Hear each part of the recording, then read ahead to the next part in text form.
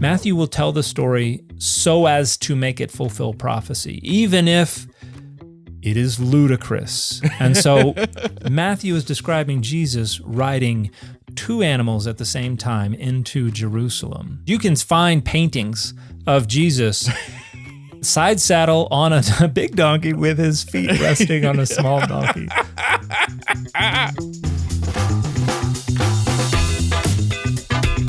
Hey everybody, I'm Dan McClellan. And I'm Dan Beecher.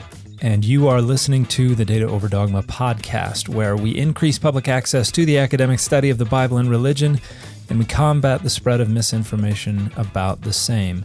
How are things, Dan? Things are great. Awesome. Know, by the time our friends hear this will have already happened, but I'm fixing to go to a religious celebration. Okay. Soon. Tomorrow morning I take off for Mardi Gras in New Orleans. Nice. Which is vaguely related to Lent and Shrove Tuesday and all of that stuff. I will not be celebrating any of those things, but I will be celebrating some amazing Cajun food. Yeah. And some parades and such. So I'm stoked. I'm excited. Come back with no beads. You want to have given them all away, right? That's the point. I understand. I don't know. I am bead neutral. I will say. Okay. I am. I have no plans for beads one way or t'other. So okay. Well, New Orleans is a wonderful city. The first time I was there was way back in 2009. Flew off to Oxford with my family, and a month later came back for a conference taking place in New Orleans, and we had just a wonderful time. In fact, I think we went to find a restaurant downtown New Orleans on Thanksgiving. We found a little hole in the wall. Had best mac and cheese I've ever had in my entire life. Yeah, love it. Just don't go in August. It's very hot and muggy there. Oh, I can imagine. Yeah, no, I don't like when the mosquitoes could carry you away. Yeah. That's less appealing. Yeah. I scratch those places off my list when I'm looking for a place to go. Speaking of less appealing, yes. Today's show's an interesting one. We're diving headfirst into one of the roughest things to square in the Bible. And that's saying something, because we've Yeah. engaged a lot of rough topics on the show so far. Yeah, but this one's real tricky. We're going to talk genocide, friends, and that's going to be fun. And if we have time for it at the end, we'll do a little sorbet course, A little palate cleanser, and we'll give you Jesus's petting zoo.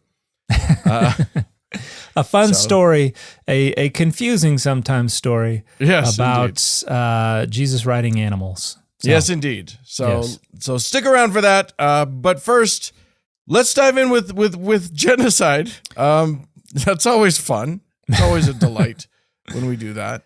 Yeah, something that comes up a lot, though. Yeah, and so first, I guess we should start with just like, what are some of the really rough passages that we're talking about when it comes to this? Because there are a couple. Well, I think the main one we're looking at is, and we find it scattered in a few different places, but we're talking about the conquest of Canaan at the hands of the Israelites. Following the 40 years in the desert, Moses is gone, Joshua is now leading the Israelites, and they are commanded to go in and take over the land and not just drive out the current inhabitants, but commit genocide. And kill everything that breathes. Man, woman, and we're not child, just talking animals. about the animals. That was the part that was like, man, that we're getting rough. Like, and there's a logic to this. First thing I want to point out is that most of the stuff that kind of champions this genocidal appropriation of this land is coming from the Deuteronomistic literature. So this is something that's being written toward the end of the 7th century BCE and is having layers added to it over the next couple of centuries. And they're looking back on something that ostensibly happened multiple centuries before, and they're treating this as basically a human sacrifice to purge the land. And that's something that is sometimes lost in this. But the idea of killing even the animals, destroying all the goods, man, woman, child, everything must go, this is how you purge the wickedness of the Canaanites from the land. It's basically, you must sacrifice all of the life in order to purge the land so that it is fit for you to come in and then be holy. It is a wholesale. It is such a large scale view of everything. Like, I'm not just talking about like you have to cleanse the land, but like just the concept that there is such a thing as a wicked entire group of people. Mm-hmm. Like, not a one of them is worth saving. Not a one. Like, literally, we can condemn the entire group, and this happens several times throughout the Bible. But there's this all or nothing thinking that pervades all of this. Mm-hmm. That is, I mean, I find it very disturbing. Yeah, these ideas. Absolutely, and these are pretty ancient ideas. It's there's a pretty ethnocentric perspective driving a lot of this, where it's us against them. Yeah, and we're out to preserve and protect our community. And everything on the outside of our community is potentially and usually an enemy that we need to defeat, because it's either we defeat them or they defeat us. Right. In this perspective. And so, yeah, you've got this idea of cleansing the land through this human sacrifice. And as the Bible progresses, we'll talk about this a little later on, but that perspective is forced to change.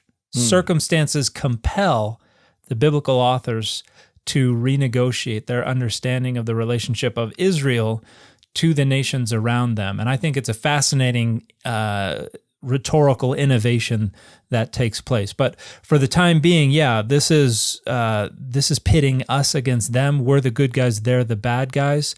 And you even see in Genesis 18, Abraham is negotiating with Adonai, the God of Israel, regarding Sodom and Gomorrah.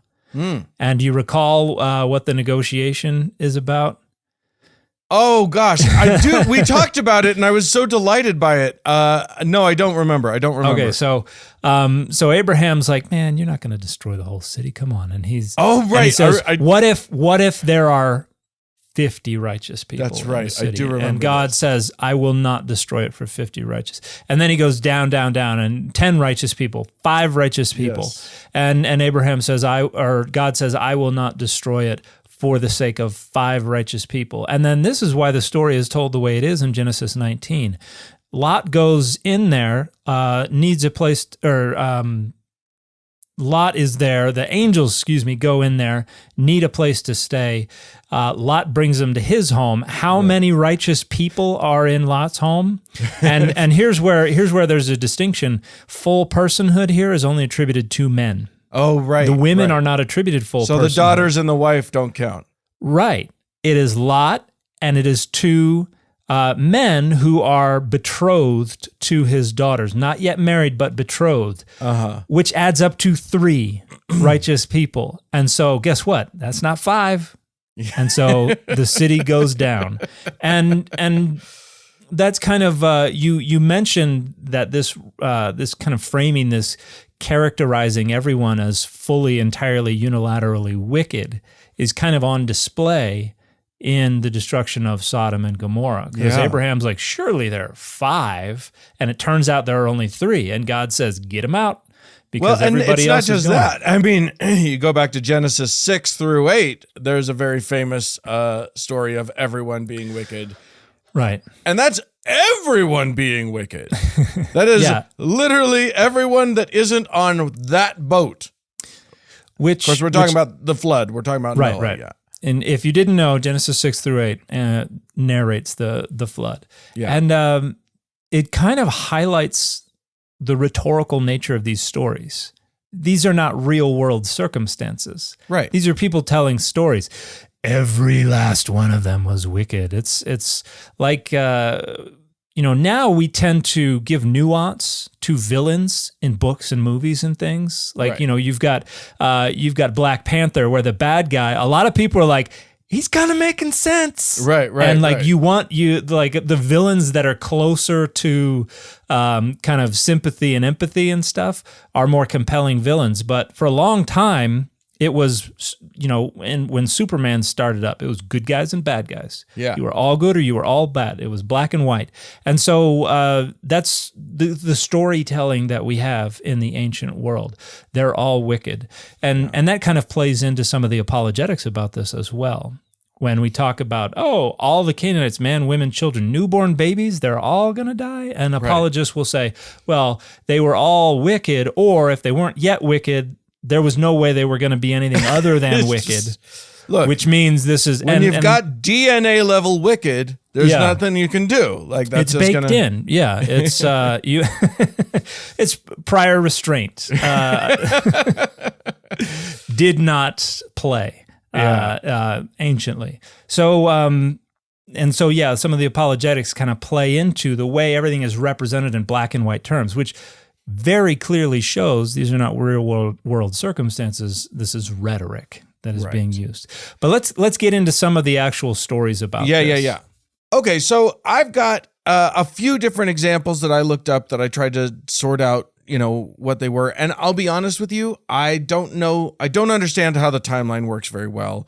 I don't understand how some of these the biblical authors didn't understand either. So, and I don't understand how these stories interact with each other. Mm-hmm. I don't know if they're the same stories or if they're different stories. So you can help me out with this. The first one that I found was Joshua 6. This is Joshua taking Jericho. And this is where in Joshua 6, the people all march around the city of Jericho with 6 days in a row, and they're blowing their trumpets and everything, and then they all shout, and then it's time to go in and the walls come down, tumbling down. They come a tumbling down, as the great poet once said. Yeah, that's right.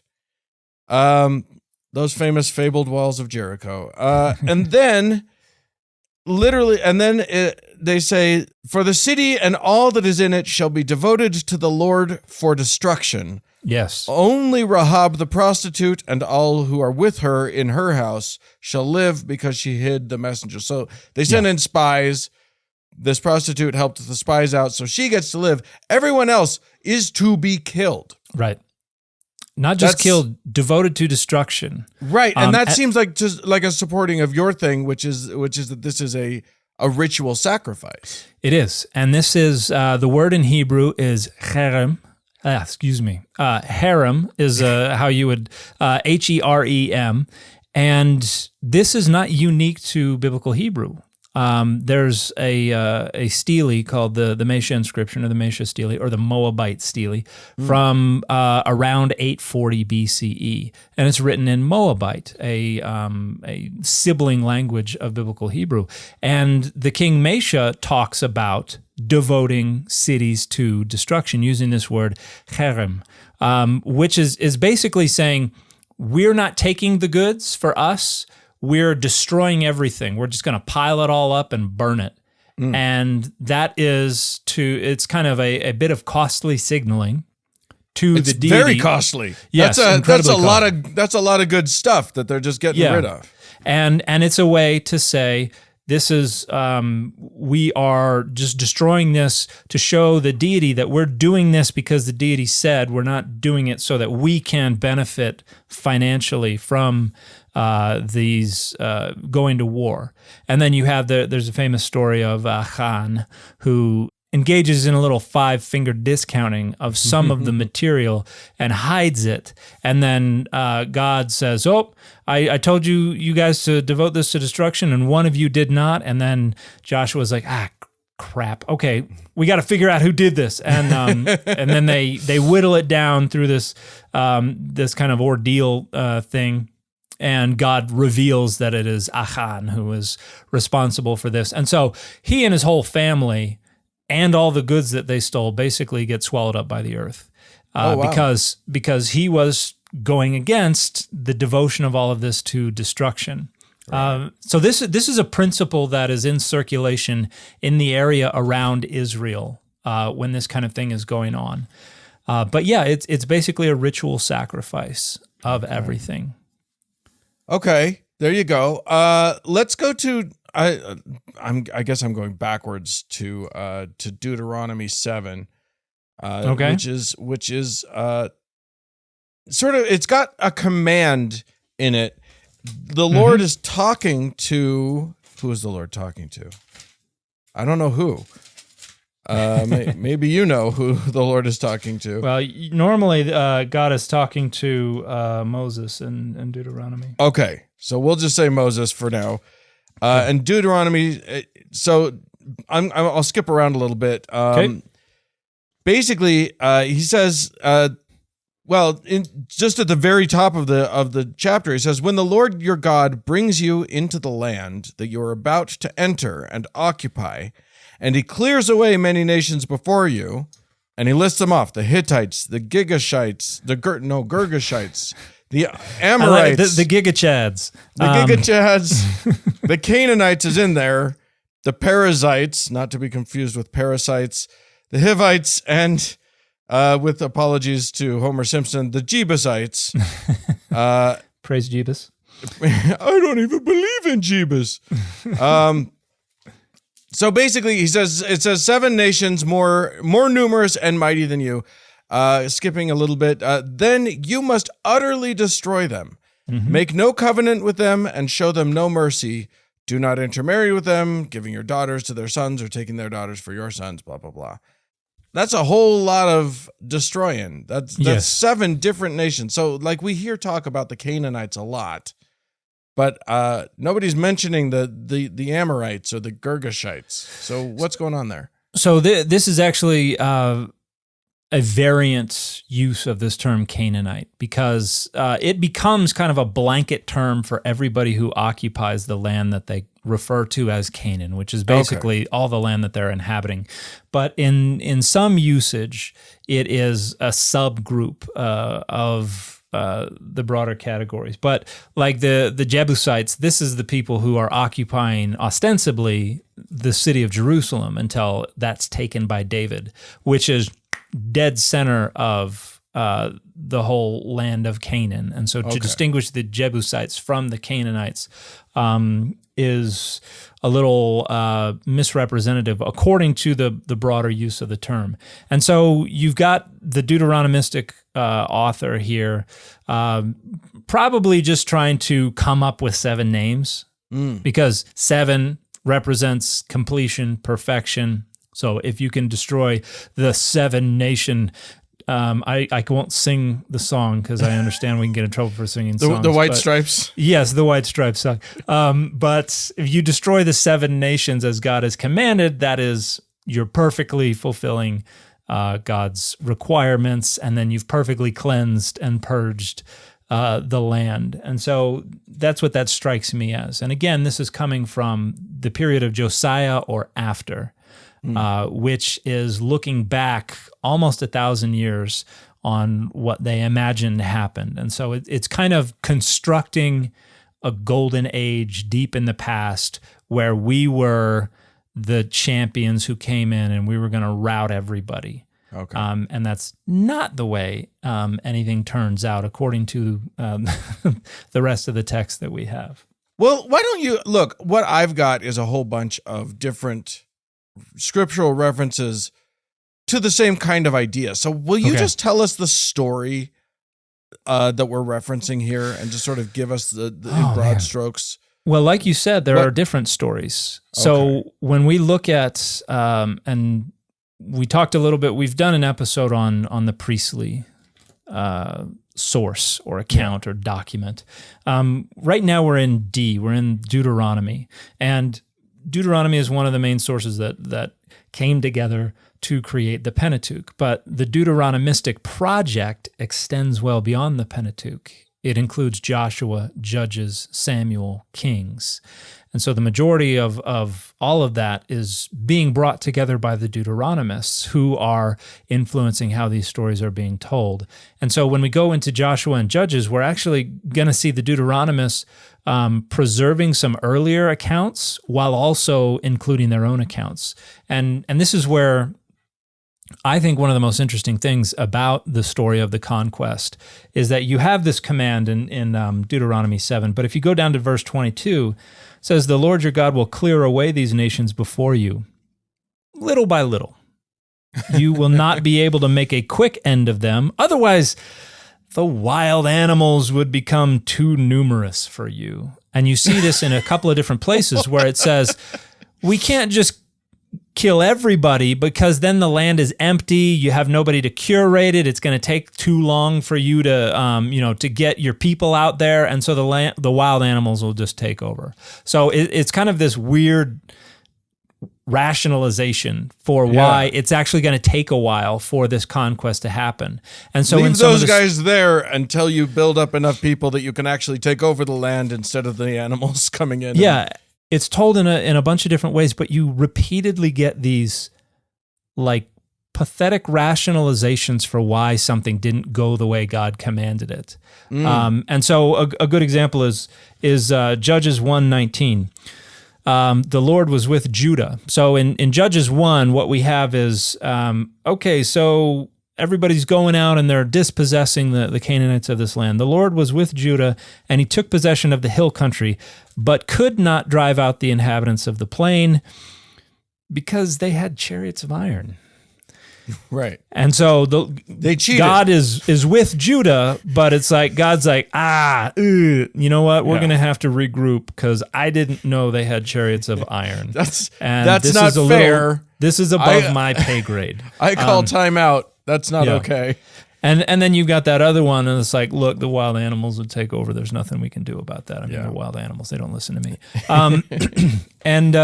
So you get stories of they killed everything that breathed, and then you get stories of, so they didn't quite kill everything that breathed. And you see kind of the starkest contrast between like Joshua 10. This is where I think this is the most striking. Starting in verse 40. So Joshua defeated the whole land. The hill country, so that's the northern hill country, and the Negev, so that's the desert in the south, and the lowland and the slopes, that's the Shephelah, so that's everything running from the western hill country down to the coastal plain.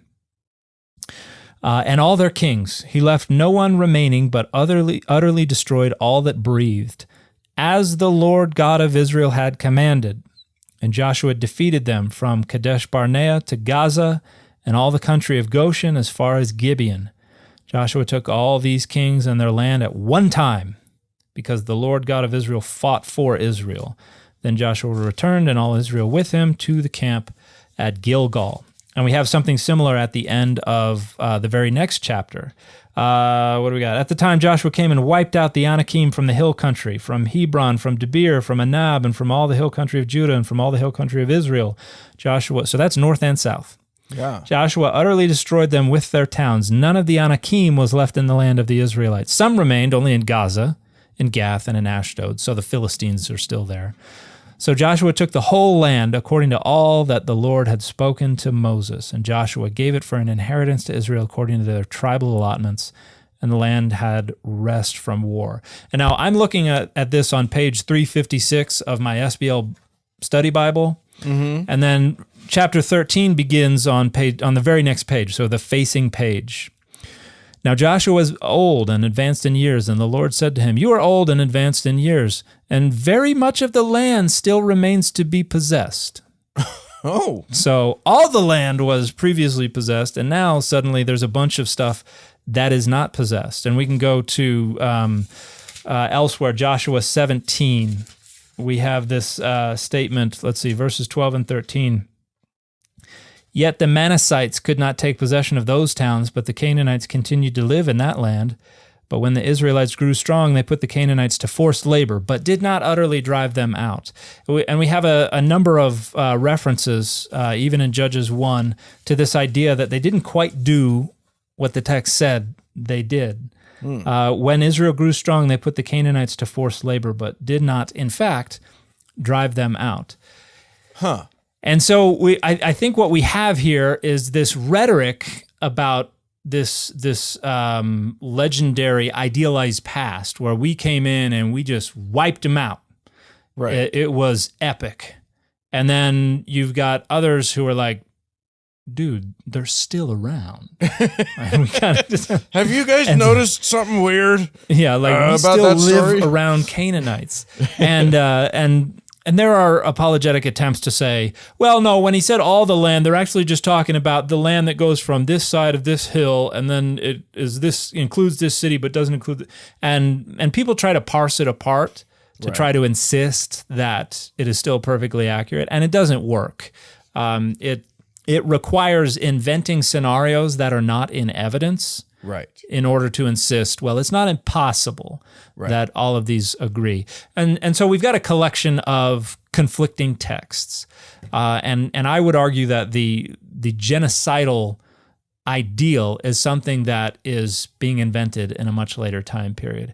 And is there any archaeological evidence that something like this happened? You see a lot of destruction layers. What they usually they'll call them destruction layers. Conflagrations is the $2 word for this in a lot of the sites that are mentioned in these narratives, but they don't line up with the timeline and they don't fit any broader conquest narrative. Okay, and so most likely there were just fighting that went on in these places, and sometimes towns got destroyed. And would be a pity for something to happen to this beautiful little city. Yeah, real nice town you Amorites got here. But like Jericho, depending on how you date Moses and the Exodus and everything like that, there's a window of time in which Jericho was supposed to have been destroyed, and archaeologically, it doesn't seem to have been inhabited anywhere in that window. Okay. And there were walls that were knocked down before that window begins, and then they built it up again after that window. But during that window, it was either uninhabited, or if it was inhabited, it was not fortified. Well, that would make it easier for Joshua. If there's no one in there, you can take that city pretty easy. Yeah, and well, that's probably just him trying to make sure that his budget doesn't get decreased for the following year. It was like, look, it took us 7 days. We had to, and all the costs. We need this much money next year as well. When in reality, they were like, hey man, you can have it. This is, there's not even a wall. So the conquest narrative is not supported by the archaeological data. Okay. And within the history of scholarship, you started off, everybody kind of just presumed the historicity of these accounts. In fact, the whole field of biblical archaeology began with the saying is a spade in one hand and a Bible in the other, where they would go try to dig up these places that were mentioned in the Bible to prove the historicity of the Bible. And as it progressed, and as methodologies were refined and matured, and as people figured out how to treat this more as a science than an apologetic endeavor, we developed better principles, and we got to the point where this was no longer tenable, the idea of this conquest. And so you had a bunch of theories pop up. The maturation of the science was a bad idea. It clear. Well, at least for the apologetic project, yes, right. It was self-defeating, and so you had these other theories that popped up: peaceful infiltration, that the Israelites coming out of Egypt peacefully infiltrated the land, and this is how they account for. This is why the Canaanites were still around. It was because they came in and were like, "Hey, man, can we set up camp over here? Nobody's over in this part of, we're okay." Then you had this other idea of a peasant revolt. It's like, well, peaceful infiltration isn't violent enough to account for all the violence in the text. So let's have a peasant revolt where it's local people. They're not coming from outside. They're from inside, but they just decide, we're not going to take it anymore and rise up, and we're going to defeat the overlords. And these days, I think most scholars, most archaeologists would say none of those really work. It's probably a bunch of small-scale things kind of took place across the whole spectrum. Probably some people conquered some towns. Probably there was some peaceful infiltration. But for the most part, the nation of Israel and the tribes of Israel were already living in the land, and it was just a matter of slowly kind of developing a concept of some kind of identity, shared identity that then became a nation. And later down the road, they were like, well, where did this nation come from? Well, let's say it came from conquest. So it's the development of a mythos, a myth, a foundation myth about where we came from and why we have a right to this land. And unfortunately, genocide was the foundation of this myth. Well, let's talk a little bit about that. We've talked about apologetics for various things. I read a bunch of apologetics about just that, the genocidal nature of this conquest. Mm-hmm. My favorite of which, or rather the one that I'm absolutely giddy about presenting to you, begins with I'll just start reading. Okay. This is from... And I have not heard this yet. You mentioned you were going to spring something on me. I'm going to spring it on you. This is from tabletalkmagazine.com. That old canard. Okay. Yeah, I don't know that one. I'll skip down to the one that I know you're going to respond the best to. This one, I think you'll find this convincing. Merriam-Webster defines genocide as... Strike one. The defining of words. And the use of Merriam-Webster, too. Right, exactly, yes. This is a sacrament talk that somebody... Yes, exactly. Yeah, please don't start any talk. If your TED Talk starts with Webster's dictionary defines... Anyway, they say that it defines genocide as the deliberate killing of people who belong to a particular racial, political, or cultural group. Now, I find that to be a fairly useful way of talking about this. But this apologetic goes on to say, basically, they say, well, genocide defined in this way is the intentional destruction of a people group because of their race, politics, culture, or religion. And since you can't say that the destruction of Canaan was because of their race, the culture, or religion, then it's not genocide, so we win. Literally, they basically say, see, it wasn't because of race, so you can't call it genocide. The other thing that I wanted to But it was. Right. Well, okay, so talk about that first. Okay. So race anciently meant your ethnic group, which it could mean just what language you spoke. It could mean what city you lived in. It could be, what society you identified with. It wasn't based on skin color. That is an invention of medieval European hubris. Right. But it absolutely was, because they're saying wipe out the Jebusites. So that's an ethnic designation. Right. Therefore... And it's not saying, the text is not saying, I want to wipe them out because they're Jebusites and I just, a Jebusite stole my girlfriend in high school. It is identifying the object of this genocide via their ethnic designation, which would still qualify even if one were so senseless as to accept a dictionary definition as adequately delineating the concept. But it's still saying, it's kind of like how apologists are going to respond about what Trump did to Miss Carroll.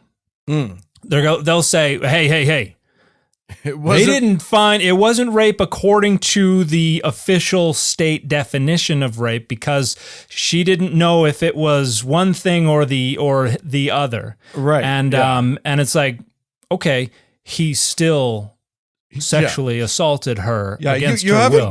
You haven't gotten very far in ameliorating this issue. And I think that was my issue with this apologetic, was that, like, even if you can find a way to skirt around the problem of feeling icky about the word genocide being applied to something that the good guys in the Bible were supposed to have done, you still haven't addressed the problem of the good guys in the Bible doing something that is, at least by most modern standards, morally reprehensible. Yeah, absolutely. It doesn't resolve the issue. It doesn't make the deity any less genocidal. It just says, well, technically it wouldn't be genocide. It would just be the mass murder of an ethnic group. Even if we accepted the argument that it wasn't based on their ethnic identity, which it explicitly was. Yeah. So, that doesn't work at all. And one that I've heard, I don't know if you were going to get to this one, but the one that makes my blood boil is the one that is used to respond to the idea that, in Numbers we have the statement where they're, I think it's the Ammonites that they're, Numbers 31, I believe we have. Yeah. Moses became angry with the officers of the army, the commanders of thousands and the commanders of hundreds who had come from service in the war. Moses said to them, "Have you allowed all the women to live? These women here, on Balaam's advice, made the Israelites act treacherously against the Lord in the affair of Peor, so that the plague came among the congregation of the Lord. Now therefore kill every male among the little ones, and kill every woman who has known a man by sleeping with him. But all the young girls who have not known a man by sleeping with him, keep alive for yourselves." And this is basically saying we are taking captive the virgin women as sex slaves. As spoils of war. Yes. And folks will say, well, better that than just being left alone. And the other argument is, well, they were the only ones who were not guilty of seducing all the Israelites in this affair of Peor, which actually never says anyone ever seduced anyone. But they'll say, so it's the virgins who were not guilty of that, so they're keeping them alive because they're actually the only innocent ones. Even though it also says to kill all the males, old and young, and they were not guilty of any such thing either. Yeah, 2-year-olds it's hard to find a 2-year-old guilty of anything, really. Yeah. And so the apologetics here are despicable, because they try to take something like this and use comparative measurements to try to say, well, at least they didn't just leave them to starve to death in their own land. Yeah, I mean, look, if you're engaging in an apologetic endeavor, that's fine. But what you can't do is try to mitigate the impact of how bad one thing was by saying it could have been a worse thing. Yeah, that's an absurdity. Yeah, and it does not make the awful thing less awful. Right. It's just identifying a worse thing out there. Right. And exactly. there's no suffering that is incomparably bad. That there's nothing worse than you're always going to be able to point to things that could be worse, and it could be worse is not a defense of God commanding that you take girls as sex slaves, or that you commit genocide against entire ethnic groups. It's wrong, period. Yeah. The apologetics that I find more interesting are the ones that make an attempt to just not to excuse these actions, but rather to just sort of explain them, or to come up with a reason why it might have happened, or why they might have thought of it in the ancient times. Yeah, and I think those are much more interesting and much more honest, at least an honest engagement of sort of the of the text. To some degree, yeah, and unfortunately, usually what they end up doing is then come around and say, so we can still think that this is inspired and that this is of God and that God is wholly good. Right. And no, a God that commands sex slavery or that commands genocide is not good. Because and here's where there's another apologetic that will try to point out that these things didn't really happen, which is somewhat self-defeating because it's acknowledging that the text is fiction. Right. And good on you if you can acknowledge that, but usually an apologetic that wants to defend God for genocide is not one that's going to be open to saying that the text is fiction. But sometimes you do see that argument. And I think that's that's a little more honest, but it still turns the authors into somebody who use the idea of genocide and sex slavery and things like that to kind of pump up. It's a fictitious pep rally for Israel to have them thump their chest and say, we were once the big baddies. Yeah. And look at how much destruction we can do. Yeah. If we really put our minds to it, I'm very proud of us. We can do it. It does seem like this concept, just this, if we just look at the destruction of the Canaanites as described in these books, mm-hmm. it seems like that is a good enough reason for every Christian to let go of the literal reading of, the fundamentalist idea that the Bible has to be the literal word of God, every word of it true, every word of it good. Yeah. And just see it, at least these parts, as interesting sort of cultural markers and they point to what an ancient group of people believed and what they wanted to have happen, and it becomes so interesting. But if you have to hold to it as good because it came from the Lord, and there's just no weaseling around the fact that the Lord in these in these verses said to do something that we can all acknowledge is not okay. Mm-hmm. Given any other circumstance, it is not okay to do this. And there's John Barton wrote a wonderful book called The History of the Bible, and a good chunk of the discussion is about how the Bible was interpreted once it was set loose. Once we had the Bible, how did they read it? And he talks about Psalm 137:9. Are you familiar with that passage? This is a famous imprecatory psalm. I don't even know what imprecatory means. Okay, well, let alone being familiar with it. So, from the trusty NRSV UE, happy shall they be who take your little ones and dash them against the rock. And that happy shall they be, the Hebrew is ashrei, which is translated into Greek in the Septuagint as blessed. This is the word that would be translated as blessed are the peacemakers. Okay. Blessed are the meek. So this is a beatitude. Yeah. So you could say, blessed are those who will take your little ones and crush them against a rock.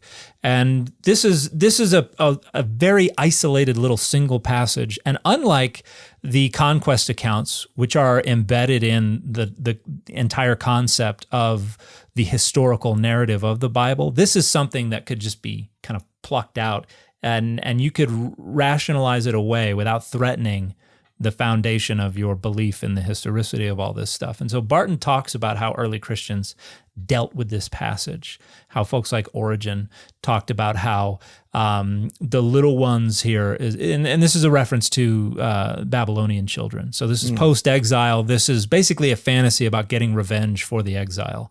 Right. And talks about how Origen says this is a metaphor, and the little ones are your little Babylonian thoughts, your sinful thoughts. And so blessed is the one who takes our little neophyte Babylonian thoughts and smashes them against the rock.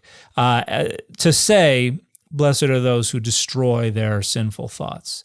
And so and so you have this in early Christian kind of renegotiation with the text. How are we going to think about this kind of stuff? And you have it in some of the Jewish discussion as early Judaism, rabbinical Judaism, as well as talking about how are we going to reconcile these things with a very, very different ethical framework?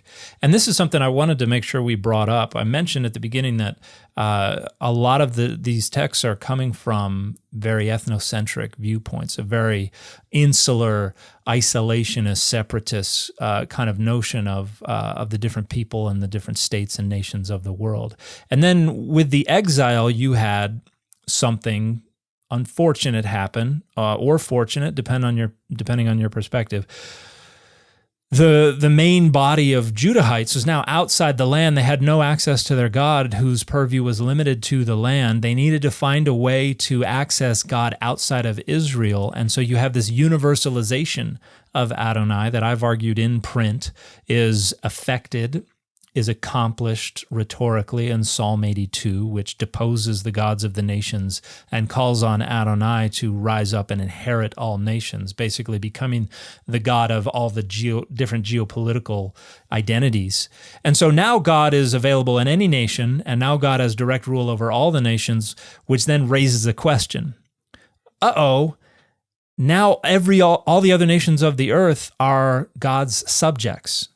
So we've got to reconfigure our relationship to all the other nations of the earth. And we have this idea that God has chosen Israel as God's, the King James Version says, peculiar people.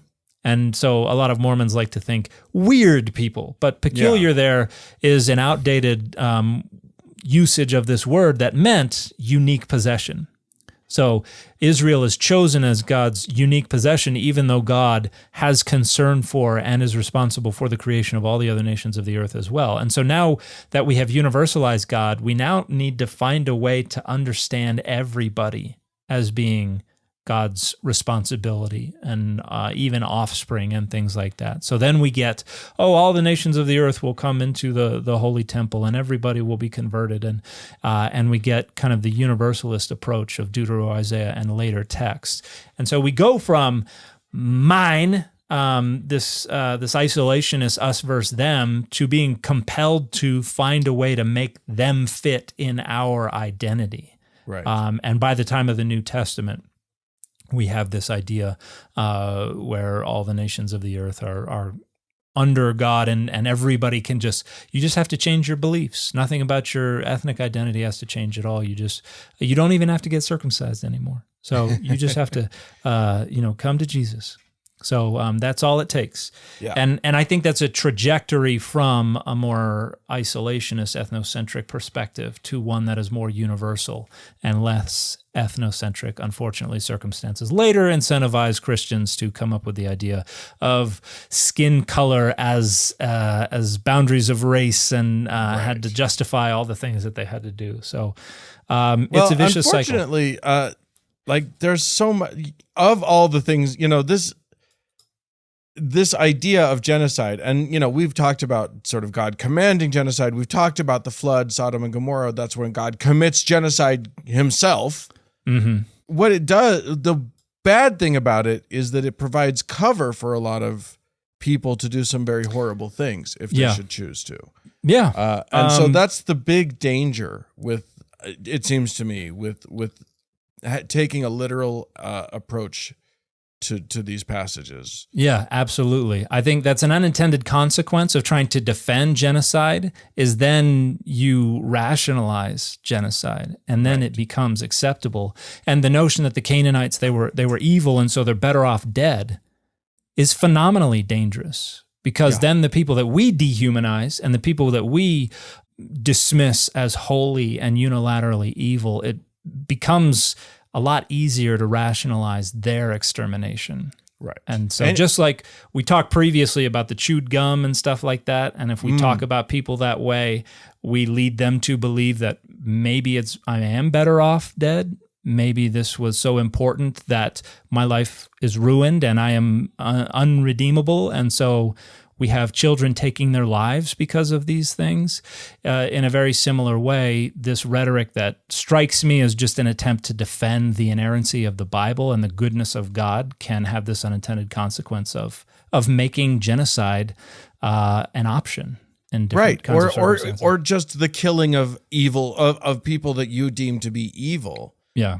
Suddenly that's seen as on a the good table. thing. Yeah, on the table, exactly. Yeah. Well, don't kill anybody. I think we are going to make this the official position of the Data Over Dogma podcast, which is no matter how evil you think they are, you don't get to go into a country and kill all the people of it. And I would say even that although some Christian nationalists have recently been really hyping the death penalty, I would go so far as to say even the death penalty I think is inappropriate. And I don't know if you feel the same, but I do. I'm anti. All right. I like it. So we're going that far, guys. All right. Yeah, that is the official position of the Data Over Dogma podcast. Boom. There it is. Roasted. Don't worry, we'll give our email address at the end when you want to write in angrily at us. Should we switch to a much sillier topic really quickly? Yeah, let's do. Okay. And so let's do a chapter and verse on. So where are we at? This is Jesus is coming to Jerusalem. The triumphal entry. We're going to the New Testament now. We're in Jesus times, and our friend needs a ride. So we're in Matthew 21. Jesus is coming in, and in fulfillment of this prophecy that we have. And let me just pull up the text so I make sure I don't misquote anything. That would be Zechariah. Yeah, Zechariah 9:9 is the prophecy. And so in fulfillment of this, which reads, your king is coming to you unassuming and seated on a donkey and on a colt, the foal of a donkey. So Matthew is the gospel author who is most concerned to present Jesus as fulfilling Hebrew Bible prophecy to a fault, meaning that Matthew will tell the story, even if it's told differently in his source, and Mark was likely one of the sources that Matthew used. Matthew will tell the story so as to make it fulfill prophecy, even if it is ludicrous. And so when we look at Zechariah 9:9, we have a bit of poetic parallelism. He's seated on a donkey and on a colt, the foal of a donkey. Now, this is actually just apposition. This is kind of poetic apposition.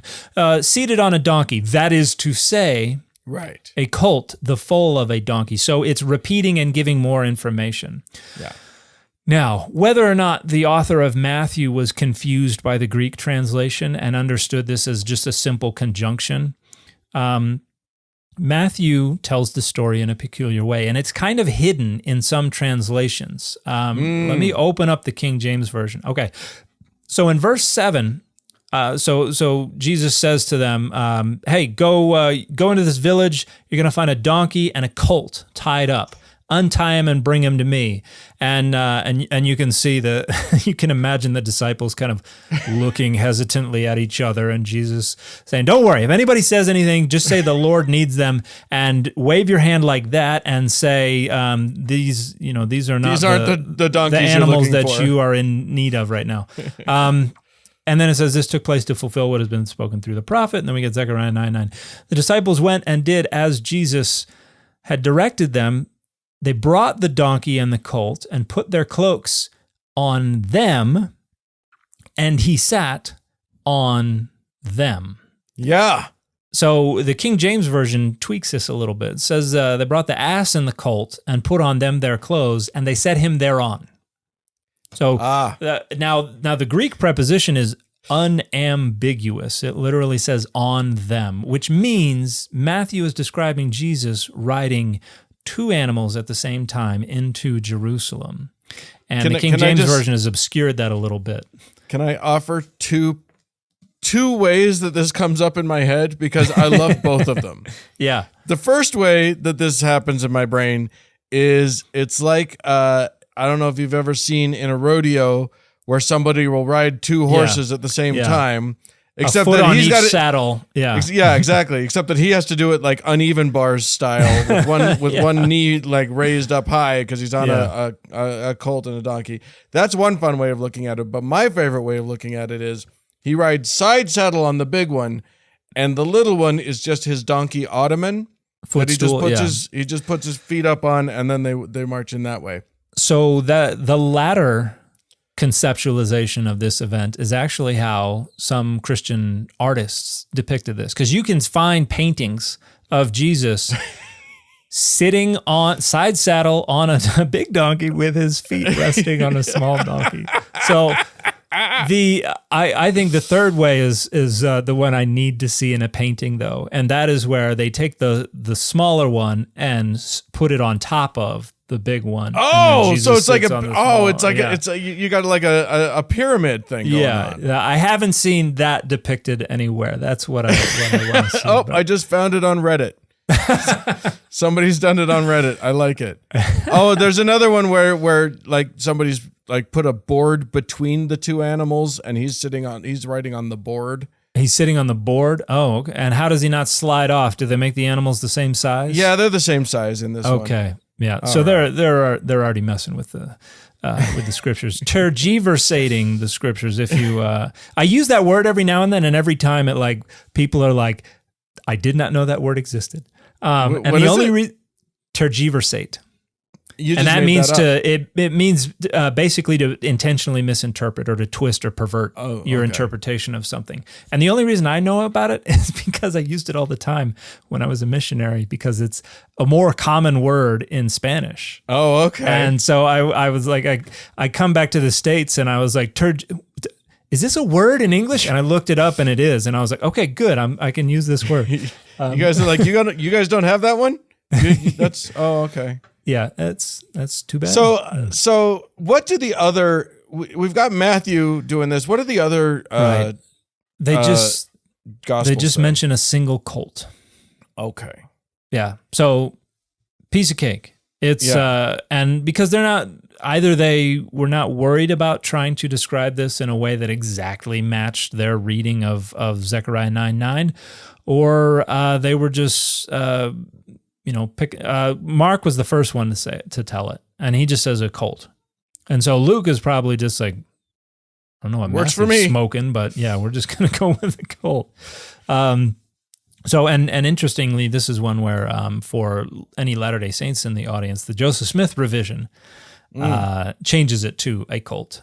So, yeah, got one right by harmonizing with the other two gospels. Yeah, but yeah, this is one of the examples where Matthew, I think, twists the story a little bit to make it fit a little better with this rhetorical goal of having Jesus fulfill Old Testament prophecy. And you see something similar in the death of Judas as well, because he says this was to fulfill this prophecy. Right. Where the story of Judas's death is very different from the story told in Acts 1. And it's because Matthew wants it to fit the prophecy rather than just tell the story as it probably came down to him. Sure. Okay, well, I mean, it's just a silly story, and what I love about this is that it's so fine. You know what I mean? If the author of Matthew just was, like you say, got a little uptight about making sure that it matched with what he read in Zechariah, and got and made it a little weird. That's okay, so long as this doesn't have to be an inerrant book. Yeah, it's just the work of a guy who was trying to do a thing. Yeah, but it does present a real problem. Again, like I think that's the thing, that the theme that we keep bumping up against as a show is that, like, if you're trying to make this a literally true inerrant book, you're tall order. You're just in trouble. There's just you're going to have to write novel length explanations of why it's okay. And also explanations that just make up data and scenarios and stuff. Like I've seen attempts to try to reconcile this. People try to argue that, oh, well, the other one was there, but the other authors, they just didn't mention the other one, for whatever reason. And Mark thought it looked dumb, so he didn't want to talk. He didn't want to embarrass Jesus or whatever. Well, and here's another way I've seen apologetics make use of the dictionary in a problematic way. They'll look up the word contradiction in the dictionary, and they will assert they will assert like the most hardline definition, and one of them, I don't remember what they are off the top of my head, but one that always comes up is this notion that they cannot possibly be reconciled. And so what they understand that to mean is that if there is any possible way that two different passages could be reconciled or harmonized, it's not a contradiction. And what that means is you can run wild with your imagination. Yeah. The only limit is physical possibility, which means you can have two things that are described in just totally different ways, but as long as you can imagine and make up scenarios that could render this possible, that means it's not physically impossible. That means it's not a contradiction. That means the text is still univocal. And that is one of the most tortured attempts to try to rationalize away contradictions in the Bible that I have ever seen, leaving aside how much I just hate definitions to begin with. But but it's so silly when, and you have the deaths of different kings, where it's like one says he was shot with an arrow and died in Megiddo, and the other said he was caught hiding out in Samaria and killed on the spot. And they're like, well, he could have run off to Samaria with the arrow in him, and they caught him, and then they took him back to Megiddo, and then there he died. But then they took him back to Samaria, and he buried him in Samaria. And like there are all kinds of tortured attempts to invent scenarios that are not in evidence, just to show that, look, there's a way it could be possible. And my feelings are that if your apologetics are based on, hey, it's not impossible, you're fighting a losing battle. At least to the degree that that battle is aimed beyond the people who already agree with you and are just looking for validation for agreeing with you. If your battle is extending at all beyond that, you are losing. Yeah. I mean, I think that's the point, right? Like if you've decided, if you've come up with a way that makes it work in your head and it's not hurting anybody else, I'm adding that caveat. But usually apologists, the apologists who are trying to get more out of apologetics, make a living out of it, are usually trying to perform plausibility.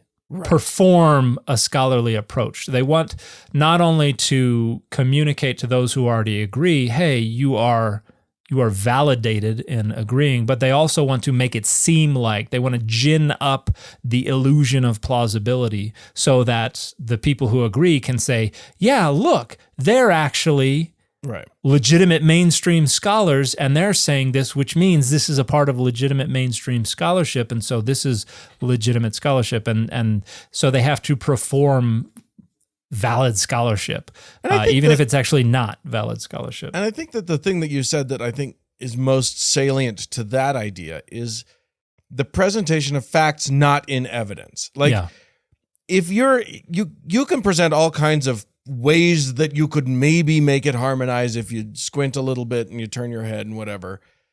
But you don't get to call that evidence. You don't get to call that a reason to believe your position. Yeah. That's a reason why your position may not be impossible, but that's not a reason to believe it. You're not presenting anything that is useful in convincing someone else. It's not a positive argument for plausibility, probability, certainty. Right. It's just defense against impossibility. Yeah.